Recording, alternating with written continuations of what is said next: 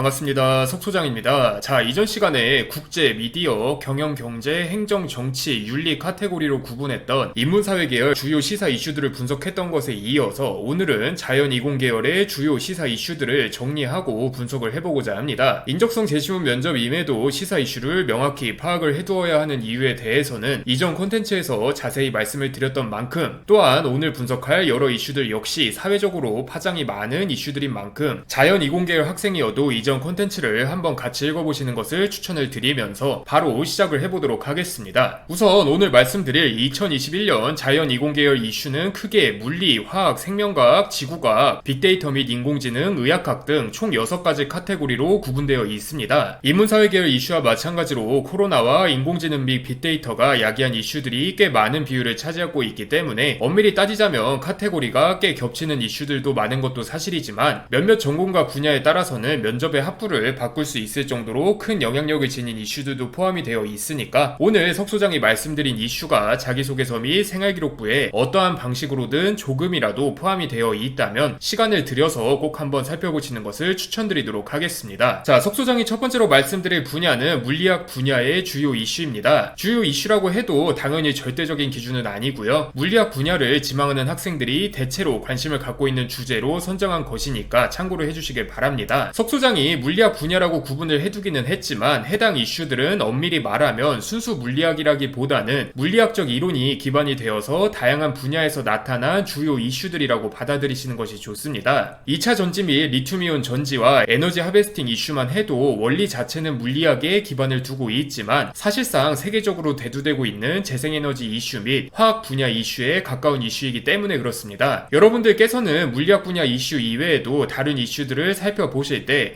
이 이슈가 왜 이 분야로 들어간 거지 보다는 이런 이슈가 이렇게 연결될 수도 있구나의 흐름으로 살펴보시는 것을 추천드리도록 하겠습니다. 추가적으로 해당 이슈들을 살펴보실 때 두 번째로 명심을 하셔야 될 부분은 해당 이슈의 원리 자체를 파악할 필요까지는 없다는 점입니다. 인문사회 계열 이슈들이야 해당 이슈들이 발생한 이유와 그와 관련된 여러 현상들을 찾아보고 이해하기가 비교적 어렵지 않지만 자연 이공 계열 이슈들의 경우에는 해당 원리를 고등학생의 수준에서 정확히 파악하기가 어렵습니다. 예를 들어 아무리 카이스트 면접이라 하더라도 플렉시블 디스플레이와 일반 디스플레이와의 차이점을 물어볼 가능성이 높지, 특출난 탐구 경험이 있지 않은 이상 일반적으로 플렉시블 디스플레이의 기술 원리를 세밀하게 물어볼 가능성은 낮다는 의미입니다. 중요한 점은 원리 자체보다는 해당 이슈가 어떠한 접근 방법 혹은 실험 방법의 변화에서 발생한 것인지와 해당 이슈가 여러분이 지망하는 연구 분야에서 얼마나 큰 변화를 일으킬 수 있는지, 즉 효용성과 관련된 부분이란 점을 여러분들께서 꼭 기억을 해주시길 바라겠고요. 두 번째로 석 소장이 말씀을 드릴 분야는 화학 분야의 주요 이슈입니다. 모든 과학 분야가 어느 정도 비슷한 성질을 갖고 있겠지만 화학 분야의 경우 유난히도 현대 과학의 어떤 분야에서도 빠지지 않는 학문 분야라 할 수 있기 때문에 특정 이슈를 선정하는 기준을 정하기가 매우 애매합니다. 백신 개발 과정은 물론 위에서 말씀드렸다시피 2차 전지 및 리튬이온 전지도 관점을 달리 보면 화학 분야 이슈로 살펴볼 수 있기 때문에 그렇기 때문에 화학 분야 전공을 지원하는 학생들께서는 여러분의 탐구 이슈와 관련 없는 뜬금없는 주제가 나올 가능성은 그렇게 높지 않다는 점을 인지를 하고 계셔야만 합니다. 같은 화학 관련 전공이라 하더라도 화학과, 화학공학과, 재료공학과, 고분자공학과, 유기신소재 파이버공학과 등등 핵심 연구 분야에 따라서 다양하게 나누어지고 있는 것이 화학이라는 학문의 특성이라고 할 수가 있으니까 여러분이 생활기록부와 자기소개서에서 관심을 갖고 탐구한 여러 주제들에 한해서만 화학적 원리가 활용된 현황과 방법을 자세하게 살펴보시는 것을 석 소장이 추천을 드리도록 하겠습니다. 물론 그와는 별개로 여러분들께서 화면에서 보고 계신 4가지 이슈들의 경우에는 여러모로 고등학생 수준에서 충분히 다루어질 수 있는 이슈이기 때문에 석 소장이 선정한 것이니까 참고로 해주시길 바라겠고요. 그 다음으로 말씀드릴 분야는 생명과학 분야의 주요 이슈입니다. 코로나19라는 질환 자체가 시대를 관통하고 있는 대형 이슈인 만큼 대부분 생명과학 관련 시사 이슈 질문은 코로나19와 관련되어서 출제되지 않을까 막연한 기대감을 품고 있는 학생과 학부모님들이 굉장히 많은데요. 이 코로나19가 어제 오늘 갑작스레 생긴 질환도 아니고 2년 동안 꾸준히 유지되는 이슈다 보니까 코로나19 질환 자체에 대해서 심층적으로 탐구한 학생이 아니라면 의외로 언급되는 비율이 낮습니다. 상황이 상황이다 보니까 자기소개서와 생활기록부에 좋든 싫든 코로나19가 언급되어 있는 학생들은 많지만 학생의 핵심 연구 분야와 큰 관련이 없다면 따로 깊이 있게 물어보지는 않는다는 의미이기도 하고요. 이 생명과학 분야의 주요 이슈 특징은 전통적인 이슈와 현대적인 이슈가 굉장히 긴밀한 동일하다는 점이라고 할 수가 있습니다. 예를 들어 미생물과 생태계가 합쳐져서 신체 내의 미생물과 유전자를 의미하는 마이크로바이옴의 경우에는 2019년부터 꾸준히 빈출되는 전통적인 이슈이기도 하지만 코로나19 치료제 및 백신 개발 가능성이라는 파이프라인으로 인해서 현대적인 이슈로도 구분될 수가 있습니다. 이처럼 전통적인 이슈라 하더라도 현대적인 상황을 고려했을 때 여러 가능성과 결합해서 현대적인 이슈로 구분될 수 있다는 것이 생명과학 이슈들의 핵심이니까 생명과학 전공을 지망하는 학생들께서는 단순히 이 이슈 자체만을 훑기보다는 연구 현황과 더불어서 전체적인 흐름을 읽는 것이 매우 중요하다고 석 소장은 말씀을 드리고 싶고요. 추가적으로 오가노이드 기술과 같은 경우에는 오랜 기간 동안 연구된 이슈임에도 이렇게 물음표스러운 연구 결과도 나타나고 있는 상황이고 줄기세포로 요약되는 여러 인권윤리 관련 이슈와도 심층적으로 결합될 수 있는 이슈이니까 생명과학 분야를 지망하는 학생들은 잘 참고해 주시길 바라겠습니다. 자, 그리고 네 번째로 말씀드릴 분야는 지구과학 분야의 주요 이슈입니다. 지구과학 분야를 지망하는 학생들에게 석 소장이 드리고 싶은 말씀은 올해 출제될 가능성이 가장 높은 이슈는 바로 노벨 물리학상 이슈라고 할 수 있다는 점입니다. 이전 콘텐츠에서도 말씀을 드렸다시피 노벨상 자체가 자연 이공계열 학생들에게 빈출되는 이슈이기도 하지만 우주 관련 지구과학을 제외한 순수 지구과학 분야의 경우 1995년 오존층 파괴의 화학적 원리 분석으로 3명의 교수가 노벨 화학상을 수상한 이후에 처음으로 관련 연구로 상을 차지한 상황이기 때문에 그런데요. 오죽하면 그간 노벨상 수상위원회에서는 지구과학 분야를 유일하게 차별한다는 이야기가 들릴 정도이기도 했으니까 여러분들께서는 노벨 물리학상 수상 이슈를 꼭 참고해 주시길 바라겠습니다. 게다가 수상 주제 자체도 굉장히 많은 분야와 광범위하게 연관되어 있다는 점도 중요합니다. 석 소장이 몇 번이고 말씀드렸다시피 전 세계적으로 대두되고 있는 기후변화와도 밀접할 뿐더러 물리학에서도 여러 관점에서 이슈를 끌고 있는 복잡계 물리학과 관련이 있는 연구 주제이기 때문에 그런데요. 해당 주제에 대해서 관심이 있는 혹은 조금이라도 탐구해본 경험이 있는 학생들께서는 대부분의 뉴스에서 다루고 있는 해당 연구 주제의 효용성은 물론 정확한 연구 우위를 살펴보시는 것을 추천드리면서 다음 분야로 넘어가 보도록 하겠습니다. 자, 다섯 번째로 석 소장이 말씀드릴 부분은 빅데이터 및 인공지능의 주요 이슈입니다. 빅데이터와 인공지능이라는 주제가 하도 여러 분야에서 동시다발적으로 변화를 일으키고 있는 장본인인 만큼 모든 분야를 아우르기보다는 빅데이터와 인공지능 기술 자체에서 발생한 주요 이슈들을 중심적으로 선별을 해놓았습니다. 석 소장이 선별한 해당 이슈들 이외에도 인공지능을 활용한 신소재 개발 등 각 학문 분야와 연계되어 인공지능이 일으킨 거대한 파문들이 다소 존재하는 것이 사실이니까 학생과 학부모님들께서는 해당 요인을 꼭 함께 고려해서 살펴봐 주시길 바라겠고요. 빅데이터와 인공지능 관련 이슈 질문의 경우 석 소장은 크게 두 가지 카테고리 정도로 구분을 하고 있습니다. 첫 번째는 본인의 연구 혹은 진로 분야에 있어서 인공지능이 미친 거대한 영향력과 최신 연구 현황을 묻는 질문이고요. 두 번째는 빅데이터와 인공지능 자체가 꾸준히 안고 갈 수밖에 없는 윤리적인 부분에 대한 질문입니다. 특히 첫 번째 분야는 웬만한 최상위권 대학 지망 학생들이라면 어느 정도 파악하고 있을 가능성이 높기 때문에 지원자 개인의 윤리감과 깊이 있는 사고 경험을 묻는 인공지능 윤리와 관련된 여러 질문들이 출제될 가능성이 높을 것으로 분석을 하고 있으니까 여러분들께서는 잘 참고해 주시길 바라겠고요. 빅데이터와 인공지능 관련 이슈는 수도 없이 많습니다. 그렇기 때문에 중요한 것은 모든 이슈를 얼마나 다양하게 파악하고 있는지가 아니라 특정 분야의 관련 이슈를 얼마나 깊이 있게 파악하고 있는지라고 석 소장은 말씀을 드리고 싶습니다. 빅데이터와 인공지능 자체를 개발하겠다는 목적성을 지닌 인공지능학과 혹은 산업경영공학과 지망 학생들 이외에는 넓이보다는 각자 지원 전공에 대한 깊이가 중요하다고 할 수가 있으니까 함께 참고를 해주시길 바라겠고요. 마지막으로 여섯 번째인 의학학 분야의 주요 이슈에 대해서 말씀을 드리도록 하겠습니다. 해당 분야 이슈의 경우 생명과학 특성을 지닌 이슈보다는 의학학이라는 분야와 관련되어서 사회 속에서 꾸준히 언급되고 있는 이슈들을 중심적으로 선별을 해보았습니다. 사실 의학학도 따지고 보면 생명과학의 일환이기 때문에 코로나19 관련 이슈는 모두 의학학 이슈로 묶이기도 하고요. 해당 이슈들의 특징은 정답이 정해져 있지 않은 이슈들, 즉 여러분들의 사고 범위와 깊이를 파악하기가 쉬운 질문들이란 점입니다. 원격 의료의 경우 실질적으로 필요하고 이미 어느 정도 도입이 된 제도이기도 하지만 여러 이해관계와 윤리적 쟁점이 상충하는 이슈라는 특징이, 그리고 수술실 CCTV 찬반 여부의 경우에도 실질적인 도입을 주장하는 집단과 의사 개인의 인권보호를 주장하는 집단 모두 어느 정도 합리적인 근거를 갖추고 있다는 특징이 있습니다. 이런 이슈들의 경우 이상적인 필요성과 현실적인 도입 가능성이 충돌되어서 발생하는 이슈들이다 보니까 정답을 묻기보다는 해당 이슈에 대한 여러분들의 관점을 묻고자 하는 질문들이 출제되는 경우가 많다는 점을 여러분들께서 잘 참고를 해주셨으면 좋겠고요. 자, 오늘은 이렇게 자연 이공 계열 계열 이슈의 6가지 카테고리 이슈에 대해서 살펴봤는데, 자연 이공 계열 이슈의 핵심은 이슈 간의 인과관계보다는 이슈 자체의 중요성이라고 할 수가 있습니다. 특히 여러분이 지망하는 전공 혹은 여러분이 자기소개서와 생활기록부에서 주로 언급한 주제들이 코로나19, 인공지능, 빅데이터와 관련되어 있지 않은 평범한 주제들이라면 더더욱 그런 양상을 띠고 있다고 할 수가 있는데요. 자연 이공 계열 전공을 지망하는 학생들께서는 여러분들께서 임의대로 준비하고 있는 시사 이슈 면접 질문에 대한 답변이 여러분들 많이 할 수 있는 답변인지를 꼭 고민해 보셔야만 합니다. 신소재 개발을 목적으로 신소재 공학과에 지원하는 학생이라면 대부분 신소재 개발 분야에서 인공지능이 미친 파장을 잘 알고 있을 가능성이 높은 것처럼, 단백질 구조체 해석을 중심 소재로 생명과학과에 지원하는 학생이라면 대부분 알파폴드2가 일으킨 엄청난 업적에 대해서 잘 알고 있을 가능성이 높은 것처럼, 자칫하면 기본값 이상의 깊이를 보여주지 못할 가능성이 높기 때문에 그렇습니다. 면접에 있어서 또한 시사 이슈 관련 질문에 있어서 가장 중요한 것은 누구나 할 수 있는 이야기를 하는 것이 아니라 자신만의 답변을 하는 것이라는 점을 여러분들께서 꼭 기억을 하시길 바라면서 오늘의 컨텐츠를 마치도록 하겠습니다. 감사합니다.